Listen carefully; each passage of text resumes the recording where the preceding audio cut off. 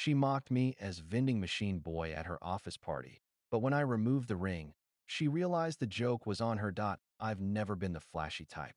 I'm not rich, I don't wear expensive suits, and my idea of a good night out is grabbing pizza and playing board games with friends. But I work hard. For the past 2 years, my job had been keeping us afloat, maintaining and restocking vending machines across the city. It wasn't glamorous, but it paid the bills when her dream career in marketing was still finding its footing. I paid our rent, covered utilities, and even helped her with student loan payments when things were tight.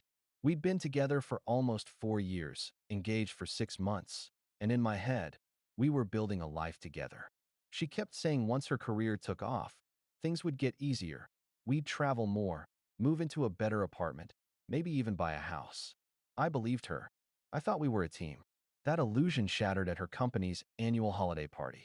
It was held at this upscale downtown hotel ballroom. Everyone was dressed to the nines. She looked stunning in a silver dress she'd been saving for months, and I wore my best suit. Nothing fancy, but neat and respectable. From the moment we arrived, though, I could sense something was off. She was all smiles and charm with her coworkers, but with me, it felt like I was just an accessory. The evening moved along. Cocktails, small talk, laughter. Her boss, a smug guy with too much gel in his hair, made his rounds. I stayed mostly quiet, letting her shine. Then, about halfway through the evening, the conversation turned toward funny stories about people's partners and jobs. That's when it happened. One of her coworkers asked casually, "So, what does your fiancé do?" Instead of answering respectfully, she smirked and loudly announced, "Oh, him? He's a vending machine boy. You know those guys who drive around in trucks refilling snacks and sodas? That's him. Go cry, vending machine boy." And she actually laughed. Her boss laughed. Her friends laughed. A few people looked uncomfortable, but most just went along with it. My ears burned. I felt my stomach drop. This wasn't a playful joke between partners. It was pure humiliation at my expense, in front of a room full of people who barely knew me. I looked at her. She didn't even glance back. She was basking in their laughter like it was some kind of spotlight. So, I did the one thing no one expected. I reached over, slipped the engagement ring off her finger, quietly, without anger, without drama, and put it in my pocket. The laughter died instantly. Conversation stopped. Her friends froze mid-smile. Her boss stared, wide-eyed. She turned to me, finally realizing what I'd done, her face draining of color. The silence was deafening. "I don't think this is funny," I said, calm and steady. "And I won't be your punchline." Then I set my drink down on the table, straightened my jacket, and walked out of that ballroom without another word. Behind me, I could hear a ripple of murmurs and gasps, and then her voice calling my name. Not playful anymore, but panicked. I didn't turn back. That night, I went home alone. I packed a bag and left our apartment before she even returned. For the first time in years, I felt strangely free. But what I didn't know was that walking out of that hotel ballroom was just the beginning. The fallout from that night would change everything. Not just for me, but for her, her job, and even her carefully constructed image of success. I've always been the kind of man who takes pride in consistency. I may not be a doctor or a CEO or someone with a corner office, but when my alarm goes off at 4:30 every morning, I get up. I get dressed, grab a cup of coffee, and head out into the city while most of the world is still asleep. I work routes, refill vending machines, haul cases of soda, check expiration dates, clean, and repair. It's not glamorous. No one applauds you for making sure the Snickers bars are stocked or the Mountain Dew is cold. But it's steady, and it's honest. It paid our rent, kept the lights on, and gave my fiancée the freedom to pursue her career in marketing without worrying if she could afford to eat that week. For 4 years, I thought we were building something together. I thought the hours I put in, the sacrifices I made, were investments in us.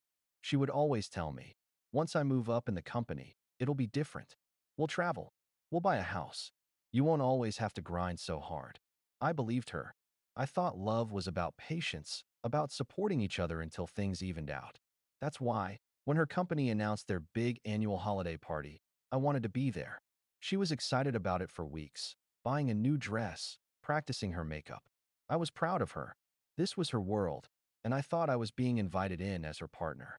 The hotel ballroom was as extravagant as you'd expect, chandeliers glittering overhead, soft jazz floating from the band, waiters gliding through the crowd with trays of champagne. Everyone was dressed in black ties and sequins. I wore my best suit, nothing designer, but clean, tailored, respectful. She, on the other hand, looked like something out of a magazine cover. Silver dress, hair styled perfectly, confidence radiating off her as she greeted coworkers and bosses. The first hour was easy enough. I stayed by her side, smiled politely, shook hands when introduced. But I noticed quickly how she adjusted when introducing me. Her tone always slightly apologetic, as if presenting me was a burden. When people mentioned careers or promotions, she would redirect the conversation before I could say much. At first, I brushed it off. Maybe she was nervous. Maybe she didn't want me to feel uncomfortable. Then came the moment that shattered everything. We were standing in a circle with her boss and a few of her closest colleagues. Someone asked about me, a perfectly polite question. "So, what do you do?" Before I could open my mouth, she jumped in, voice louder than necessary, with a smirk I'd never seen directed at me before. "Oh, him? He's a vending machine boy. You know, the guy with the little truck, restocking chips and sodas. That's him. Go cry, vending machine boy." And she laughed. Hard. The others hesitated, then joined in. Her boss chuckled. A couple of her friends doubled over, adding little comments about living the snack life. It was like a spotlight was shining on me, but instead of pride, it was mockery. My face burned. I could hear my own heartbeat in my ears. It wasn't just the insult. It was the utter disregard, the deliberate way she diminished me, not in private, not as a slip of the tongue, but as entertainment. I looked at her, really looked. She wasn't even checking my reaction. She was basking in their laughter, like their approval was more valuable than my dignity. Something broke in me then. I didn't raise my voice.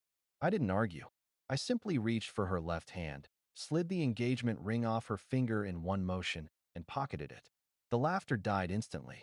Conversations in nearby groups faltered. Even the band seemed quieter.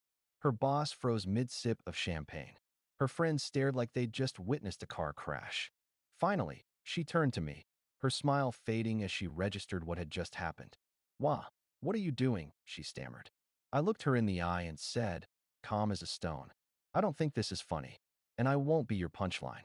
Then I placed my drink on the nearest table, adjusted my jacket, and walked out of that glittering ballroom. Behind me, there was a wave of whispers, a sharp intake of breath, and then her voice, panicked, shrill, calling my name. But I didn't stop. I didn't look back. When the cold winter air hit me outside the hotel, I felt free. Not heartbroken, not devastated, but free. I took a long breath, hailed a cab, and went home. By the time she returned that night, I was gone. I packed a bag, cleared out some essentials, and left the ring box on the kitchen counter, empty. For the first time in years, I wasn't her provider, her safety net, her silent audience. I was just me. But what I didn't know then was that walking out of that ballroom wasn't the end. It was only the beginning. The humiliation she'd tried to make my burden? It was about to become hers. Update 1. The night after I walked out of that ballroom, my phone lit up like Times Square. Calls, texts, voicemails. First angry, then panicked, then tearful. I didn't answer a single one. By the next morning, word had already spread. Apparently, the moment I slipped off her engagement ring in front of half her company had become the story of the party. Colleagues whispered about it. Bosses exchanged looks, and even people who barely knew her had something to say. It turns out, humiliation works both ways. She had thought she was being clever, being the funny girl at my expense. But when I walked out without a scene, without a raised voice, it flipped the narrative entirely. Suddenly, she wasn't the confident, witty rising star. She was the fiancée who mocked the man who kept her afloat and got left in front of her boss. By noon the next day, one of her coworkers sent me a message on LinkedIn. I wasn't close to any of them, but apparently, they thought I should know. "Hey, just wanted to say, you didn't deserve that. She embarrassed herself more than you. Everyone was uncomfortable. Respect for how you handled it." I didn't reply, but I read it 3 times. For the first time since the humiliation, I realized I wasn't the one carrying the shame. Meanwhile, she doubled down on trying to reach me. A barrage of messages came through. "It was just a joke. You're overreacting. You know I didn't mean it. Everyone was laughing. Can we talk, please? Don't throw away everything over one mistake. Babe, you're the one I want. Don't let pride ruin us." The audacity, the nerve. She hadn't thought twice about laughing at me in a room full of people who were supposed to respect us as a couple. Now that her reputation was wobbling, suddenly I was the one being too proud. But the best part? By the end of that week, I heard through mutual friends that her boss was not amused. He apparently asked her directly, in front of others, if humiliating her fiancé in front of colleagues was her idea of professional judgment. Marketing is all about image, and she had just shattered hers. The funny, charming version of her people knew? It cracked. Now, every time she walked into the office, she could feel the whispers. She told one friend she wished she could rewind the party. But life doesn't come with a rewind button. Me? I leaned into my quiet. I worked my routes, cashed my checks, lived simply. But something shifted inside me. I no longer carried that feeling of being less than. Because if my vending machine job was so pathetic, why was she the one unraveling without it? A week later, she showed up at my apartment door uninvited. Her makeup was smudged, her voice desperate. Please, can we talk? I've been a mess. I didn't mean it. You know I love you. I was just, I don't know, trying to impress them. I made a mistake. I'll fix it. I stood there, leaning against the doorframe, watching her scramble for words. For years, I'd been the one apologizing, making excuses, smoothing things over. This time, the silence was hers to drown in. Finally, I said, do you even realize it wasn't just about that night? It was about every time you made me feel small and called it a joke. Every time you laughed while I stayed quiet. You wanted to impress them? Congratulations. You impressed me too, just not the way you think. Her eyes welled up, but I didn't invite her in. I let her stand there with the cold air biting her bare shoulders and her words hanging uselessly between us. That night, I didn't feel like the vending machine boy she mocked. I felt like a man who had taken back his dignity. And here's the irony. While she was begging for forgiveness, I started to notice how differently others treated me. People respected the way I handled it. Friends who had never said much before were now telling me how proud they were I walked away without a scene. Even some of her coworkers reached out with quiet words of support. The tide had shifted. She thought she'd written me off as a punchline. Instead, she'd written her own downfall. And that was only the beginning. Final update, by the time a month had passed, my ex-fiancée had gone from the office's golden girl to the whispered about embarrassment. At first, she tried to do damage control, smiling wider at work, pretending nothing had happened, acting like she and I were still together. But people had seen too much. Every time she walked into a meeting, someone remembered the look on my face when I slipped off that ring. Every time she cracked a joke, someone thought of the vending machine boy, comment, and wondered what else she said behind people's backs.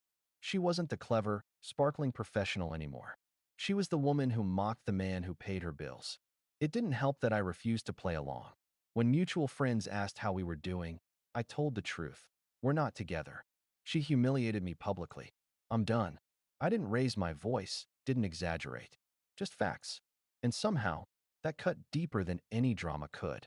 2 weeks later, I heard through the grapevine that her boss had pulled her into a meeting.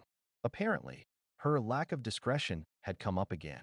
Her clients didn't see her the same way, and the company couldn't risk the wrong kind of reputation. She wasn't fired. Not yet, but her trajectory flatlined. No more promotions, no more special projects. She was stuck. Meanwhile, my life started looking up in ways I hadn't expected. I didn't suddenly get rich, but I stopped feeling ashamed of what I did. My vending machine routes gave me stability. And once I wasn't wasting energy defending myself from someone who belittled me, I had room to grow. I started expanding the business, adding 2 more locations. It wasn't glamorous, but it was mine. Funny thing is, once I carried myself differently, people treated me differently. Friends who once joked about my job started asking me questions about entrepreneurship. I got invited to social things I used to be left out of. I wasn't the vending machine guy anymore. I was the guy who walked away with dignity. And her? She couldn't let it go. She sent long texts late at night. We built so much together, please don't throw it away. I can't sleep. I hate myself for what I did. Can we just start over? I'll never make you feel small again. There was even one voicemail where she broke down crying, begging for me to meet her just to talk. The same woman who had laughed at me in front of her colleagues was now sobbing into my phone like a child. I didn't answer. The final nail in the coffin came when her boss hosted another company gathering, about 6 weeks after the infamous party. She showed up alone, dressed to the nines, and someone apparently thought it would be funny to ask, "So where's vending machine boy tonight?" The whole room went quiet. She forced a laugh, tried to brush it off, but the damage was done. She had become the punchline of her own joke. That night, I got one last message from her. "You really ruined me." I stared at it for a long time before replying. "No, you ruined yourself. I just stopped protecting you from the consequences." I hit send and blocked her number. It's been almost a year since then. I've grown my business steadily. I now manage 5 vending machine routes across the city. I even hired my first employee. It's not flashy, but it's building into something solid. I'm proud of it. And somewhere along the way, I met someone new. A woman who doesn't care what I do for a living, only that I work hard and treat her with respect. The first time she said she admired how I built something from the ground up, I nearly laughed, because those were words I'd never heard before. Sometimes, I still think about that night at the company party. The laughter, the sting of humiliation, the way the air left my chest as her words echoed. But what I remember most is the silence that followed when I took off the ring. The silence that belonged to me, not her. It was the sound of dignity, of choosing myself. She wanted to make me the joke. In the end, she became the punchline. And me? I walked away with everything that mattered: self-respect, freedom, and the chance to build a life with someone who values me for who I am. The day I stopped being vending machine boy was the day I realized I had always been more than enough.